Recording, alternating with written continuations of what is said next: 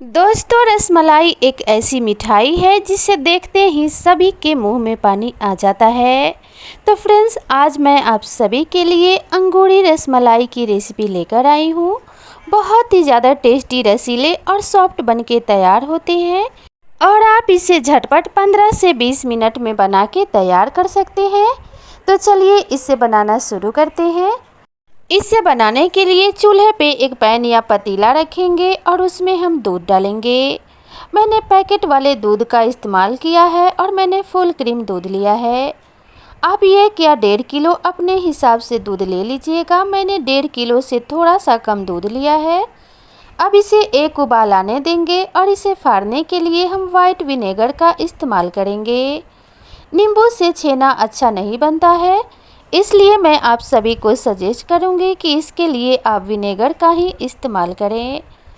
तो 2 से ढाई ढक्कन मैंने विनेगर का लिया है। आप चाहें तो स्पून से माप के भी ले सकते हैं। अगर टेबल स्पून से माप के ले रहे हैं तो 2 टेबल स्पून ही काफ़ी रहेगा। तो फ्रेंड्स, मैंने उसमें 3 से 4 चौथाई हिस्सा पानी मिला लिया है। विनेगर को कभी भी सीधे दूध में नहीं डालना चाहिए।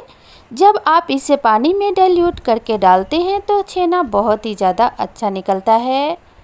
तो दूध में उबाल आ गया है, तो अब हम गैस के फ्लेम को लो कर देंगे और इसमें थोड़ा थोड़ा करके विनेगर डालेंगे। तो पानी मिला हुआ विनेगर हम इसमें डालते जाएंगे और चलाते जाएंगे। इससे दूध बहुत ही अच्छे से फटेगा और ढेर सारा छेना निकलेगा। तो इसी तरीके से थोड़ा थोड़ा करके आपको भी विनेगर डालते जाना है और इसे चलाते रहना है। थोड़ी देर में आप देखेंगे कि छेना अलग हो गया है और दूध में हरा हरा पानी दिखाई देने लगा है। जब दूध का हरा पानी दिखाई देने लगे तो आप समझ लीजिए कि आपका दूध एकदम परफेक्ट फटा है। तो चलिए इसे अच्छे से फाड़ लेते हैं, फिर आपसे मिलते हैं। तो फ्रेंड्स, आप देख सकते हैं दूध बहुत ही अच्छे से फट गया है। तो चलिए अब हम गैस के फ्लेम को ऑफ कर देते हैं और दूध को अच्छे तरीके से 1 से 2 मिनट के लिए चला लेंगे। फिर हम एक साफ़ कॉटन का कपड़ा लेंगे और उसकी सहायता से हम छेने के पानी को अलग कर लेंगे। तो चलिए अब हम इस छेने को पानी से अलग कर लेते हैं। इसके लिए हम एक बड़ा बर्तन लेंगे और उसके ऊपर से हम एक कॉटन का कपड़ा बिछा लेंगे। तो आप कोई साफ़ रुमाल ले लीजिए या फिर कॉटन का कोई पतला सा कपड़ा ले लीजिए। तो मैंने एक कॉटन का कपड़ा ले लिया है।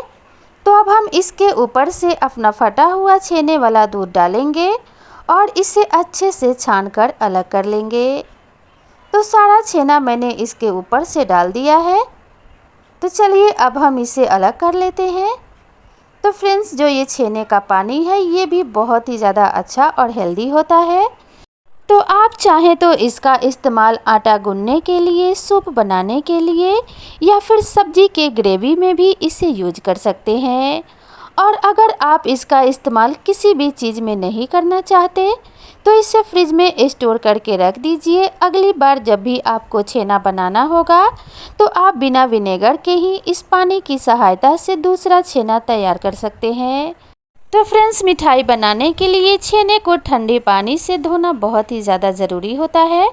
तो आप चाहें तो नॉर्मल रूम टेम्परेचर का पानी भी ले सकते हैं। तो मैंने पानी से छेने को अच्छे से धो लिया है और एक कपड़े में मैंने इसे अच्छे से निचोड़ लिया है। थोड़ी देर एक छलनी के ऊपर से हम उसे रख देंगे ताकि जो भी एक्स्ट्रा पानी होगा वो निकल आएगा। अब हम एक रीठा लेंगे और इसे तोड़ लेंगे। एक बाउल में पानी के साथ हम इसे भीगने के लिए रख देंगे। इस रीठे का इस्तेमाल हम मिठाई बनाते समय करेंगे। इससे आपकी रसमलाई बहुत ही स्पॉन्जी और फूली फूली बनेगी और बड़ी बड़ी बनेगी। हलवाई भी इस रीठे का इस्तेमाल करते हैं मिठाई को साइज़ में बड़ा और स्पॉन्जी बनाने के लिए। तो आप देख सकते हैं मैंने एक रीठा लिया है और उसे तोड़कर मैंने पानी में भीगने के लिए रख दिया है। अब गैस पे हम एक बड़ी सी कढ़ाई चढ़ाएंगे और उसमें 7 से 8 कप पानी डाल देंगे। क्योंकि रसगुल्ले को पकने के लिए ज़्यादा पानी की ज़रूरत पड़ती है, तभी आपके रसगुल्ले बहुत अच्छे से फूलते हैं और साइज़ में बड़े बड़े भी बनते हैं। तो फ्रेंड्स मैंने 7 से 8 कप पानी ले लिया है। अब हम इसमें 1 कप से थोड़ा कम चीनी डालेंगे, क्योंकि वैसे भी ये चीनी वेस्ट हो जाती है। क्योंकि हम इसमें रीठा डालेंगे तो इस चाशनी का कोई भी काम बाद में नहीं रह जाता। वैसे आप चाहें तो इसी में दूसरे बैच का रसगुल्ला भी बना सकते हैं। तो फ्रेंड्स आप देख सकते हैं इस पनीर से सारा पानी निकल चुका है।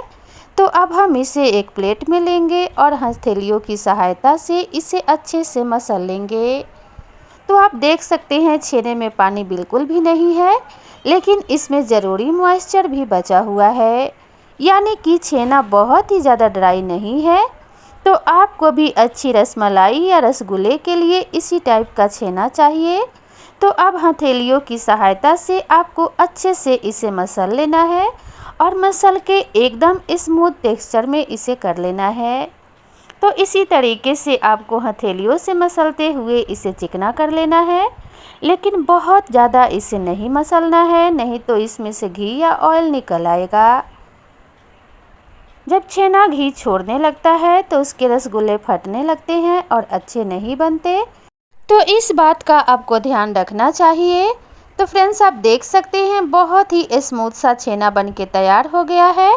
तो अच्छी सी बाइंडिंग देने के लिए हम इसमें 1 चम्मच कॉर्न स्टार्च डालेंगे। अगर आपके पास कॉर्न स्टार्च नहीं है तो इसके जगह पे आप 1 चम्मच मैदा भी डाल सकते हैं। मैदे से भी छेने में बहुत ही अच्छी सी बाइंडिंग आती है।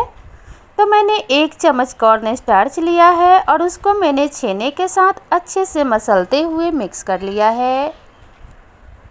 मैदा या कॉर्न स्टार्च दोनों में से आप कोई एक ही लीजिएगा और अच्छे से छेने के साथ उसे मिला लीजिएगा। तो अच्छे से मिक्स करने के बाद हम इसका एक गोला बना के तैयार कर लेंगे और थोड़ा थोड़ा मिश्रण लेके हाथों से चिकना करते हुए हम इसे रसगुल्ले का शेप देंगे। तो हम अंगूरी रसमलाई बनाने वाले हैं जिसका साइज़ छोटा होता है, तो हमें उसी हिसाब से छोटे छोटे साइज़ का मिश्रण लेना है और उसे राउंड शेप बना के तैयार करना है। तो बहुत ज़्यादा मिश्रण आपको नहीं लेना है, नहीं तो रसगुल्ले फूलने के बाद काफ़ी बड़े बड़े हो जाएंगे। तो चलिए फ्रेंड्स इसी तरीके से सारे रसगुल्ले को बना के तैयार कर लेते हैं। तो आप देख सकते हैं मैंने सारे रसगुल्ले को शेप दे के रेडी कर लिया है और आप देख सकते हैं मैंने इसे बहुत ही छोटे साइज़ में बनाया है। तो फ्रेंड्स आप अपने मन मुताबिक इसे बड़ा या छोटा अपने हिसाब से शेप दे के तैयार कर सकते हैं। तो चलिए अब रसगुल्ले बनाना तैयार करते हैं। तो जो रीठा तोड़ के हमने भिगा के रखा था उसे अच्छे से मसल लेंगे और उसके बाद हम इस चीनी वाली चाशनी में इसे डाल देंगे। तो जैसे जैसे पानी में उबाल आएगा वैसे वैसे रीठे का झाग इसमें घुलता जाएगा। अब एक एक करके अपने रसगुल्ले हम इसमें डालते जाएंगे। एक साथ सारे रसगुल्ले आपको नहीं डालने हैं, नहीं तो पानी का टेम्परेचर गिर जाएगा और आपके रसगुल्ले अच्छे नहीं बनेंगे। तो एक एक करके इसी तरीके से आपको सारे रसगुल्ले इसमें डालने हैं। रसगुल्ले बनाते समय आपको इस बात का विशेष ध्यान रखना चाहिए कि गैस हमेशा हाई फ्लेम पे होनी चाहिए। जितना तेज़ आपका गैस जलेगा उतना ही अच्छा रसगुल्ला बनके तैयार होगा, क्योंकि लो फ्लेम पे रसगुल्ले अच्छे से नहीं फूलते। तो थोड़ी देर तक हम इसे खुले में पकाएंगे, उसके बाद हम इसे ढक देंगे। तो फ्रेंड्स देख सकते हैं हल्का हल्का सा उबाल इसमें आने लगा है और इसे पकते हुए 4 से 5 मिनट हो गए हैं। तो अब हम इसे एक ढक्कन की सहायता से ढक के पकने देंगे। 3 से 4 मिनट पकने के बाद मैं आपको दिखाती हूँ। आप देखिए रसगुल्ले कितने अच्छे से फूलने लगे हैं। तो रसगुल्लों को अच्छे से पकाने के लिए कम से कम आपको 15 मिनट तक इसे तेज़ आंच पे पकाना चाहिए। तो फ्रेंड्स आप देख सकते हैं हमारे रसगुल्ले अच्छे से पक रहे हैं। तब तक हम एक बर्तन में एकदम ठंडा पानी लेंगे। अगर आपके पास बहुत ज़्यादा ठंडा पानी नहीं है तो आप नॉर्मल पानी में थोड़े से आइस के टुकड़े डाल लीजिए। तो मैंने पानी को एक पतीले में फ्रीज़र में रख दिया था, तो उसमें थोड़े बर्फ़ भी जम गए हैं और पानी बहुत ही ज़्यादा ठंडा है। तो रसगुल्ले को पकते कम से कम 15 मिनट हो गए हैं और ये अच्छे से पक गए हैं। तो एक कलछी की सहायता से हम रसगुल्ले को निकालेंगे और डायरेक्ट हम इसे एकदम ठंडे पानी में डालेंगे। तो इसी तरीके से सारे रसगुल्ले को मैंने ठंडे पानी में डाल दिया है। तो चलिए अब हम रसमलाई के लिए रबड़ी बना के तैयार करते हैं। तो रबड़ी के लिए मैंने आधा लीटर दूध लिया है और इसको भी मैं एक कढ़ाई में डाल दूंगी और इसे पकने दूंगी। तो रबड़ी के लिए भी मैंने फुल क्रीम दूध का इस्तेमाल किया है। आप चाहें तो गाय का दूध या भैंस का दूध भी ले सकते हैं। तो अब हम इसे चलाते हुए उबलने तक पका लेंगे। तो फ्रेंड्स आप देख सकते हैं दूध में उबाल आने लगा है। तो चलिए अब हम इसमें बाकी की चीज़ें ऐड करते हैं। तो आप जितना मीठा खाना पसंद करते हैं उसके हिसाब से इसमें चीनी ऐड कर लीजिएगा। तो मैंने 1 कप से थोड़ा कम चीनी इसमें डाला है, क्योंकि रसमलाई बहुत ज़्यादा मीठी अच्छी नहीं लगती। अगर आप बहुत ज़्यादा मीठा खाना पसंद करते हैं तो 1 कप भर के इसमें चीनी ऐड कर लीजिएगा। थोड़े से केसर के धागे मैंने इसमें ऐड किए हैं। इससे रसमलाई का टेस्ट और कलर दोनों बहुत ही ज़्यादा अच्छा आता है। तो इसे भी हम चलाते हुए दूध में मिक्स कर लेंगे और अब हम इसमें इलायची का पाउडर डालेंगे। आधा चम्मच से थोड़ा सा कम मैंने इलायची का पाउडर लिया है। इससे रसमलाई का टेस्ट कई गुना बढ़ जाता है। रसमलाई को अच्छा सा कलर देने के लिए थोड़ा सा मैंने पीले फूड कलर का इस्तेमाल किया है। आप चाहें तो इसे स्किप भी कर सकते हैं। थोड़ा सा कलर ऐड करने से रसमलाई बहुत ही ज़्यादा अच्छी दिखती है। तो फ्रेंड्स अभी आपको ये ज़्यादा पीला पीला लग रहा होगा, लेकिन पकने के बाद इसका कलर मेंटेन हो जाएगा।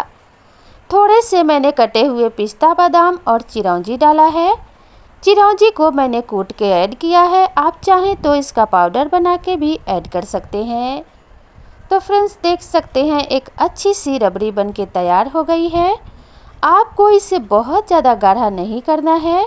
जब रबड़ी बहुत ज़्यादा गाढ़ी हो जाती है तो रसगुल्ले इसको ऑब्जर्व नहीं कर पाते। तो थोड़ी देर तक मैंने इसे ठंडे पानी में छोड़ दिया था। तो चलिए अब मैं आपको दिखाती हूँ। कितना भी निचोड़ने के बाद आपके रसगुल्ले बिल्कुल भी नहीं टूटेंगे और जब आप इसे वापस से पानी में छोड़ देंगे तो अपने एकदम असली शेप में आ जाएंगे। तो फिर से आपको मैं निचोड़ के दिखा रही हूँ। देखिए मैंने इसे कितने दबा दबा के निचोड़ा है और जब मैं इसे पानी में डाल दूँगी तो ये फिर से एकदम असली शेप में आ जाएगा। यानी कि एकदम परफेक्ट रसगुल्ले पक के और बन के तैयार हुए हैं। तो चलिए फटाफट से हम सारे रसगुल्लों को पानी से निचोड़ कर अलग कर लेते हैं और फिर हम इसे रबड़ी वाले चाशनी में डालेंगे। तो इसी तरीके से हम दबा दबा के इनसे पानी अलग कर लेंगे। तो चलिए अब मैं आपको तोड़ के दिखाती हूँ कि ये कितने ज़्यादा स्पॉन्जी और जालीदार बने हैं। तो देखिए फ्रेंड्स अंदर से एकदम जालीदार सुपर सॉफ्ट और स्पॉन्जी बन के तैयार हुए हैं। तो चलिए अब हम राबड़ी में इसे ऐड कर देते हैं और राबड़ी में डालने के बाद हम इसे 3 से 4 घंटे के लिए ढक के छोड़ देंगे, ताकि ये राबड़ी को अच्छे से पी ले और एकदम सुपर सॉफ्ट और जालीदार रसमलाई बन के तैयार हो जाए। फ्रेंड्स यकीन मानिए ये रसमलाई बाज़ार से भी अच्छे बन के तैयार होंगे और बहुत ही सस्ते में ढेर सारा रसमलाई आप घर पे ही बना के तैयार कर पाएंगे। तो सारे रसगुल्ले को मैंने राबड़ी में ऐड कर दिया है। तो चलिए इसे ढक के हम रख देते हैं। तो वापस से 3-4 घंटे बाद मैं आपको दिखाऊंगी कि हमारे रसमलाई का शेप कैसा हुआ है। तो फ्रेंड्स इसे ढक के मैंने फ्रिज में 3 से 4 घंटे के लिए रख दिया था। तो चलिए अब मैं आपको दिखाती हूँ कि हमारे रसमलाई एक्चुअल में कैसे बने हैं। तो आप देख सकते हैं इन्होंने चाशनी को अच्छे से ऑब्जर्व किया है और रबड़ी को बहुत ही अच्छे से सोख लिया है। तो चलिए अब हम इसे फटाफट सर्व कर लेते हैं। तो फ्रेंड्स जब भी आपका अब से रसमलाई खाने का मन हो तो इसी तरीके से फटाफट घर पे बना के तैयार कर लीजिए और अपने पूरी फैमिली के साथ इसे एंजॉय कीजिए। तो देखिए फ्रेंड्स हमारे रसमलाई को हमने एक प्लेट में निकाल लिया है। तो आप भी देख के ये बता नहीं पाएंगे कि मैंने इसे घर पे ही बनाया है या बाज़ार से लाया है। तो बने हैं ना एकदम सुपर सॉफ्ट, जालीदार और रस से भरी हुई। अब आपको बाज़ार से महंगी रसमलाई खरीद कर लाने की बिल्कुल भी ज़रूरत नहीं है। जब भी दिल करे बनाइए, खाइए और रसमलाई के मज़े उठाइए। तो चलिए मिलते हैं इसी तरह की नेक्स्ट रेसिपी के साथ। तब तक खुश रहिए, स्वस्थ रहिए, अपना और अपने परिवार का ध्यान रखिए और इस रेसिपी को अपने सभी फ्रेंड्स और फैमिली में भी शेयर कर दीजिए। तो मिलते हैं इसी तरह की नेक्स्ट रेसिपी के साथ। तब तक के लिए थैंक्स फॉर वॉचिंग।